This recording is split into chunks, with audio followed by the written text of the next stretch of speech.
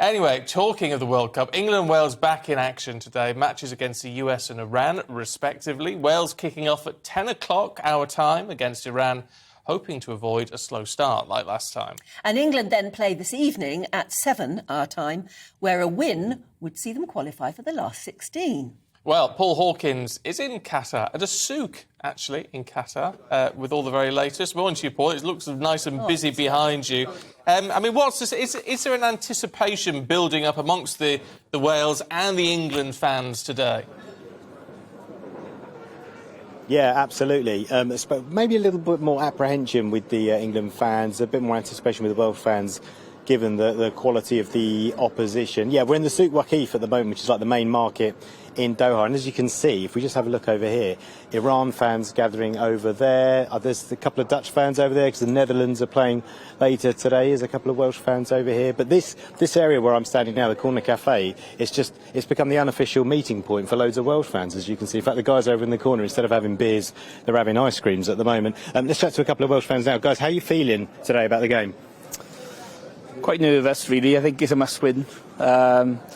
I just hope they play like they did second half against the USA. And I think he's got to go with two up front. So I think as long as Kiefer Moore starts and Bale up top, I think they'll win the game. Yeah. What about Joe Allen? Joe Allen's fit now, but not match fit. Should you start with him? Personally, I'd play the stronger side. It's imperative they win today just to keep it going, and you've got to play to their strengths. You know, Wales are probably have certain players that they have to use. We've got such a small pool of talent in terms of the size of the country, and I think we've got to do what's best for us to take each game as it comes. I don't think we've got the luxury of keeping people for later on, to be quite frank. Yeah, and Gareth Bale, he's going to become Wales' most capped player. He's quite good at football, isn't he? He is pretty good at football, yeah. As long as you have a couple of penalties for him to take again today, we'd be fine. Yeah. But should we be worried about Iran? Yeah, I mean, you know, at this level you're always worried, and I think you just have to take, like you say, each game as it comes, you know, and just do the best. I mean, for us, you know, like I say, we're quite optimistic. We're sort of, you know, you've got to be sometimes, but we're realistic as well. You know, we're just so glad to be here, and you know, we're in a fantastic time. The water's flowing. Happy birthday! It's nice to birthday today. Happy birthday! Yeah, thank you. And you know, we're having a great time. We're actually in Dubai. We aren't coming in for the games, so we're just having a fantastic occasion. And it's going to be difficult to sing, though, isn't it? It's quite hot. Well, should we sing anywhere? Are you sure? Yeah, we can sing anywhere. We're going to sing. Viva Gareth Bale, Viva Gareth Bale, steady out of our back, can't say any more than that. Viva Gareth Bale. Great, all right, lads. Good luck for later. Score prediction, is anyone? 1-0. 1-0. I think 2-0 Wills. 3-1. So the 3-1 somewhere. 2-0. 2-1. 2-1. Okay, so everyone go for a Welsh win then. Great. All right. Good luck. Cheers, guys. Let's have a talk to some England fans as well, because England are playing later. 10 o'clock kick-off against the USA. Guys, how are you feeling? Exciting. We're going to do the Welsh a favour. Yeah. We're going to beat the USA. We'll give them a 4-goal, hopefully a 4-1, a 3-1, something like that. Yeah. But we're excited. We're residents here in Qatar, so you are? Yeah. So we love it here. A lot of the media coverage has been. It's a shame because it's stopped a lot of genuine football fans from coming and enjoying an amazing tournament. And just expand on that a little bit for us. The media coverage about Qatar, you're saying? Yeah. Look, we've seen all the headlines back home. You know, £80 a pint, all of this sort of stuff. You know. The Red Lion, it's selling beer at £6.70 a pint. So all the misrepresentation, all of the problems over the years, you know, Qatar's moved on progressively, probably more than many other countries in the world over the last 10 years. You know, what they've done, you know, I'm sure there's no smoke without fire in certain areas, but, you know, Qatar, you know, the people, you find an expat here, certainly a British expat, that isn't happy here, that doesn't find it one of the safest countries in the world. You know, there's zero knife crime, zero gun culture, zero drug culture, you know, all these things, and we don't pay tax. So it's an amazing place to live. It's the most exciting time now.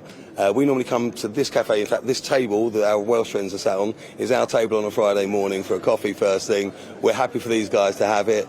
And back to the football, you know, we hope both England and Wales can qualify out the group. Yeah, I can see your T-shirt. You work in the Red Lion, or you run part of the management team. Yeah, what's it like running an alcoholic establishment in a country like this? It's not a problem. You know, we're busy at the moment, of course. You know, people are queuing an hour and a half to get in, but we're busy very busy 4 nights a week, and comfortably busy the other 3 nights a week. So it's not like it's something new. In terms of selling alcohol, yes, there's licences and practices we have to adhere to, which we do. You know, we're dealing with everything as we should, and that's why, you know, we could hold 400 people. We maximise at 320. You know, we keep our numbers sensible. We don't want any problems. We never have any problems. We've had every nationality, all 32 teams have been represented so far in the Red Line. It's a happy place to be, even when people are drinking. We're not experiencing any trouble, and people are waiting their turn to get in and then enjoying themselves when they do get in. It's going to be bouncing later. Just bringing it back to the football. How are you feeling about the USA? Young, inexperienced side, but more of a challenge for England. Yeah, for sure. More than Iran, although Iran are ranked 20th in the world and we comfortably dealt with them. But USA, yeah, you know, you could never be too... I'm a Spurs fan, so I never get too excited, okay? Let's bear that in mind. So, yeah, I think it's fair to say England should do the job and get qualified today, and I feel reasonably confident about that. But you know, we can't underestimate the US. They're bound to come out and give us a decent game. Yeah, because if anything's shown you, you've got to be wary of the underdog. Yeah, exactly, always. And exactly, as a Spurs fan, always aware of that. You know, we're always the bridesmaid, never the bride, you know. So I would hope that we can get qualification today. Then we'll go into the Wales game. We can give a few other players a bit of a game there as well, because we're already qualified. But yeah, England need to gain momentum in these games now, like we did in the Euros, and hopefully that will take us through to the final and see Harry Kane lift the World Cup. Yeah, and as a Spurs fan, you must have been happy watching Richarlison last night. Yeah, for sure. You know, we know he's a class player. Everyone's doubted why we paid 60 million for him. I think that's a sign of it. We just want him to do it at the Tottenham Hotspur Stadium.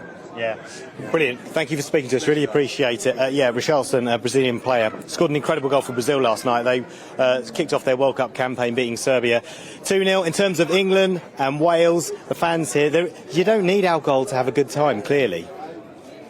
It's really interesting, actually, fascinating.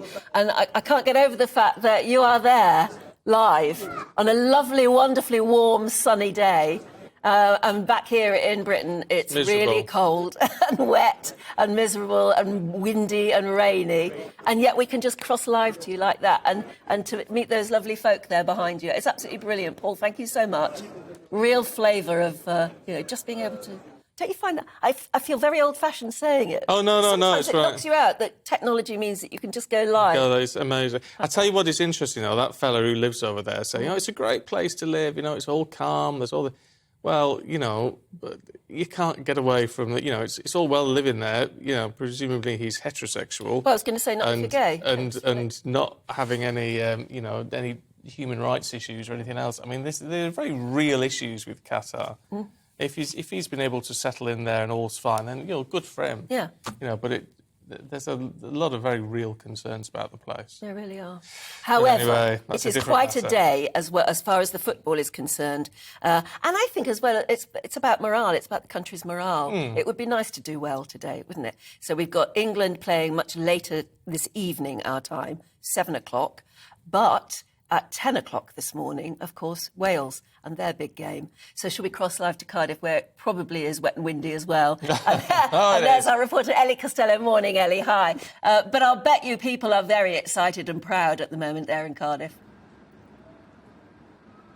Yes, good morning to you, Stephen, and good morning to you, Anne. Well, I'd love to say that I was also surrounded by Welsh fans this morning, but it does seem at this point like we're the only people in Cardiff that are actually awake. The streets are deserted. There are a few dog walkers out and a few commuters. I was hoping we'd see some football fans who are perhaps getting on the beers early, but that's not the case. I think instead they're probably getting their rest in, getting their sleep in, ready for all that energy they're going to need in just under 3 hours' time for that kick-off against Iran at 10 o'clock this morning. But last night we drove into Cardiff. We stood right underneath the castle here, and these castle walls were glowing in the most wonderful red light, and the players' faces were actually projected onto the side of the castle. It was the most magnificent sight welcoming us to Cardiff, and I'm sure once the castle wakes up in a few hours' time, we're going to see the same sort of scenes again. But it just shows the pride that the Welsh people have in their home country team. This is the first time that they've been in a World Cup in 64 64 years. And today could be a history-making match if they win, the first win in a World Cup in 64 years. And just to put that into context for you, that means that if you're under retirement age in this country, you have never seen, a little bit of sport there, you have never seen your home country play in a World Cup. So there is going to be so much anticipation. We were actually trying to book a venue to go and watch the game a little bit later on. Many of them are completely sold out. There are pictures of Gareth Bale in the shops and in the windows here. There's so much pride for him, a real national hero. And today he's going to become the country's most capped player. So many Welsh people here feeling as though it should be a win today. They're hoping they're going to see similar scenes that we saw with England against Iran, where we thrashed them 6-2. Lots of hope for that. But the rankings may suggest it could be tighter than that. Iran currently ranked 20th in the world. Wales ranked 19th. It could be tighter than we think. But we will be bringing you all of the build-up all of this morning on GB News.